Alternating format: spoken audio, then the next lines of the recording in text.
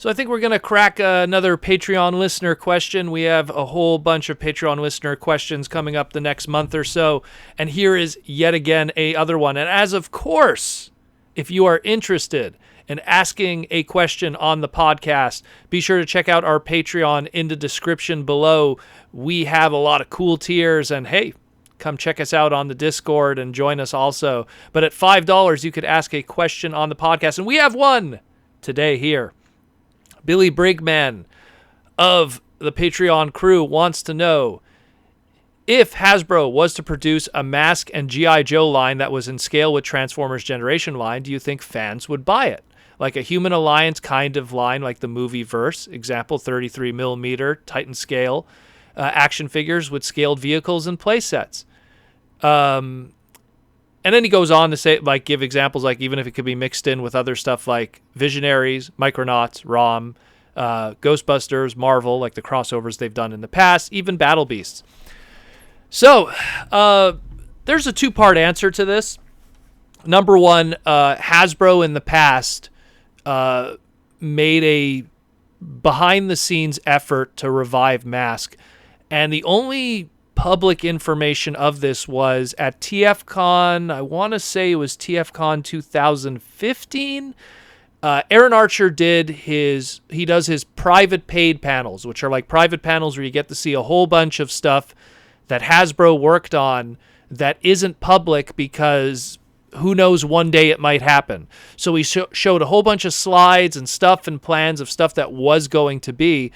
And there was just this huge rabbit hole of stuff that is actually present and out there if you look for it, but there was even deeper stuff. And it dates back all the way to Transformer Prime, which was in Season 3, the episode Project Predacon, which was episode 5, I want to say, of Season 3.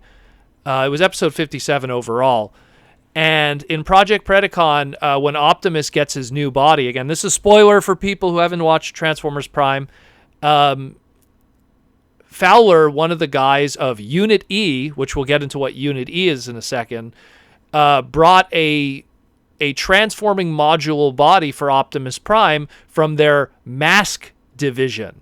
And no joke, that's literally what he called it, the M.A.S.K division, part of the Unit E system.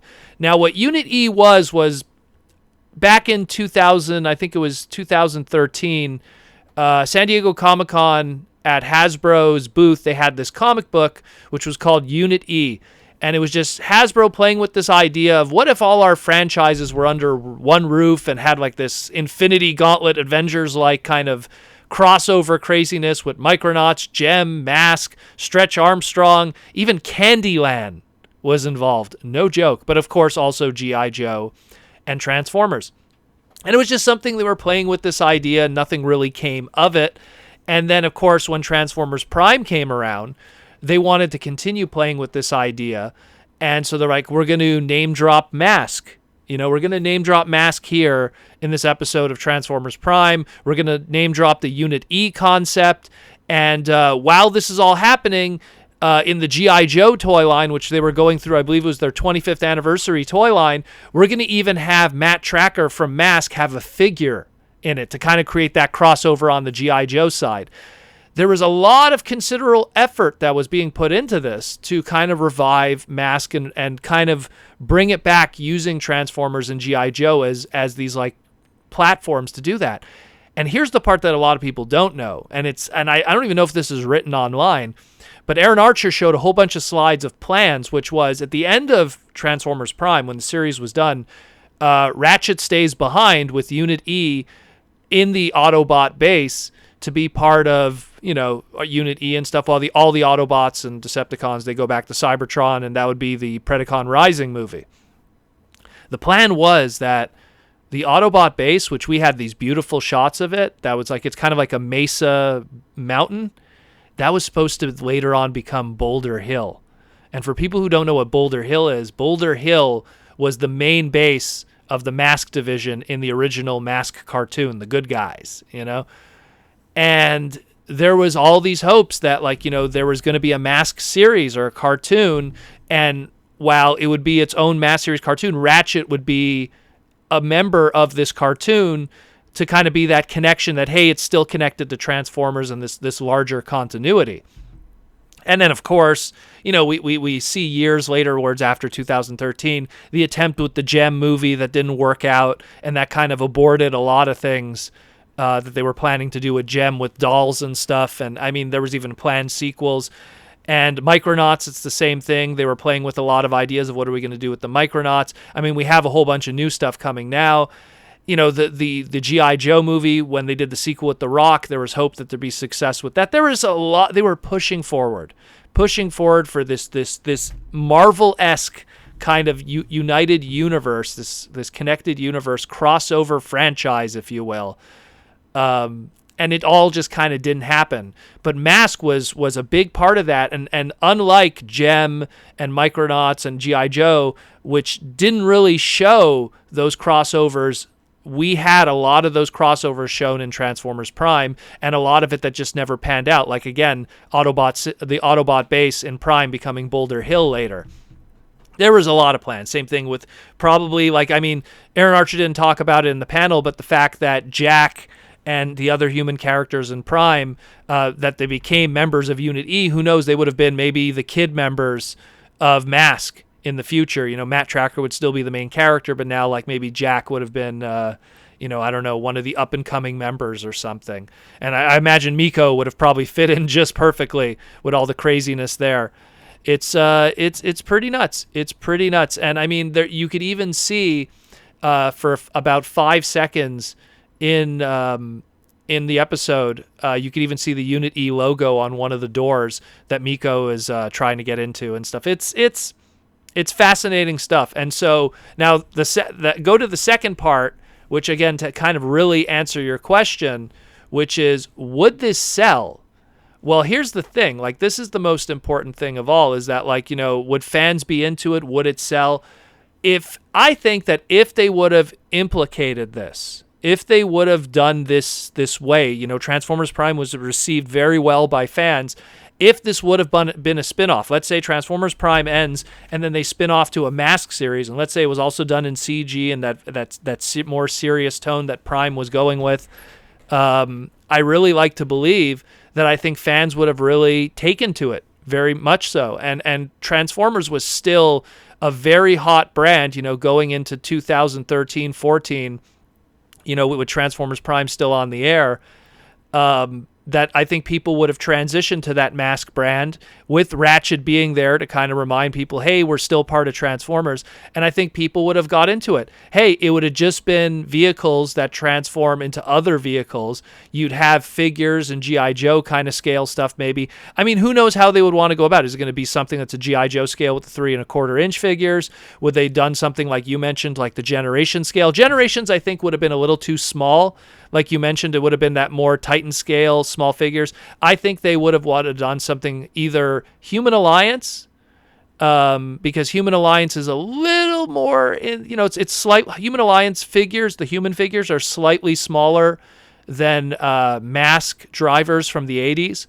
But at the same time, I could see them going about it that way. They'll do the Human Alliance kind of scale, because I mean, really, at the end of the day, Human Alliance really was M.A.S.K. It's just that they also had robot modes, those vehicles. So it's something that I could see it working. Human Alliance worked. It sold very well. It's still kind of, once in a while pops up in some shape or form where we get a figure with a human character that fits in the cockpit. I could see it working. And I think that if they would have done a series that was a spin-off from Prime with the M.A.S.K title, Ratchet being there and having the blessing of being kind of a spin-off sequel series, I think, or, like a spin-off sequel series that, while the Robots in Disguise sequel series would have still existed, but this M.A.S.K one would have been on the side, I think people would have dug it. And I think that toys would have been sold. I think collectors would have been interested. And I think it would also, this always happens, something comes out and then it revitalizes the old material, and then people become interested in the old material too. You could talk about all you want about how the Thundercats series that came out was a failure. It didn't really find a good time slot and the toys didn't sell well. But during its initial debut, People had a minor interest then in the old toys and started to want to collect the old toys. Same thing happened with the Voltron Netflix series. All of a sudden, people want the old toys and the old characters. So I think that it also would have created a resurgence of interest in M.A.S.K product and its past. Knowing Hasbro, they would have made like a DVD box set. That, you know, we had the comic book temporarily that IDW was doing, but probably IDW would have taken a different route with the comic. I mean, there's a lot of things to digest there. And when it comes to all those other stuff that they would have wanted to like mix in, well, like you mentioned Battle Beasts. The problem with Battle Beasts is that while the Battle Beast molds, the original molds were a Takara creation, and Hasbro, you know, brought those over as a Takara creation, the Battle Beast IP, the names, the characters, not the molds, just the names and the characters, unfortunately Hasbro sold that to Art Asylum, which they did stuff with Mini-Mates and everything, which didn't get very well received. And then, of course, Art Asylum ended up becoming Diamond, which it was Diamond Select Toys, excuse me, in I think 2003 that happened. And so, you know, it's kind of in limbo right now, but they own the rights to the name Battle Beasts and stuff. It's kind of like how Hasbro owns the rights to GoBots and the names of the GoBots, but they can't, you know, reissue or use those molds and designs from the old GoBots because those were Bandai stuff or Poppy back in the day. So, you know, and Tonka initially, but it's, you know, it's complicated. So like Battle Beast, that's going to be a tougher one. I mean, I think, you know, if they want to bring over Beast Saga, which was the sequel series by Takara, you know, or call it Beast Formers, you know, that would be more of a tie. There's ways to go about that, but I would like to see a lot of this stuff kind of come back. I mean, I think Hasbro really needs to rely more on brands that they own and less on brands that they license out and stuff like, you know, Star Wars and Marvel. And granted, yeah, those things do make money for them to a degree. But at the same time, you know, building brands that you own yourself, you don't have to worry about, you know, paying your percentage back to a bigger company.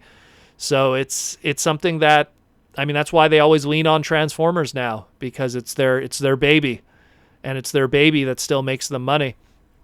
So I hope that answers your question. I mean, I think if they would have gone that route, the sequel series and everything and the spinoff, I think people would have been really interested. I think that if, let's say tomorrow they announced a M.A.S.K series of toys, but that were tied to Transformers, I think there would also be interest, but it wouldn't be on a mainstream level. I think that the hardcore fans and the older fans will be like, "Oh man, that's so awesome," and they'll buy it and they'll you know, get behind it and stuff. But I think it's in the same way that when that Matt Tracker figure came out for GI Joe, really only the hardcore fans bought it. You know, like they like it wasn't like something like, "Oh my God, people were busting the door down to get this Matt Tracker figure." You know, so it's something that it needs the blessing of media in order for people to be interested, because we're dealing with a lot of individuals that really only care about a license or a brand if you put moving pictures in front of them. You know, Thanos was a thing for almost 5 decades. People didn't care about the purple guy. And Infinity Gauntlet issue #1 from the 90s, when it was a dollar bin comic for years, people didn't care about that until there was an Infinity War movie. And then all of a sudden, everyone was a Thanos fan tomorrow, and that Infinity Gauntlet comic that was a dollar bin book for years jacked up in price magically. So that's just how the market works, and so they would need some kind of media, and then people would be interested. It's in the same way that kind of Hasbro started that little Stretch Armstrong series. And I mean, Stretch Armstrong's not a strong brand, but it shows that they're trying to build something, to build some of those brands. And I can't hate them for that. So, I mean, I hope that answers your question, Billy. It's a deep topic. It's a deep topic with a lot of different layers to it, and a lot of stuff that people aren't aware that was going on behind the scenes for years and years, trying to get this off the ground.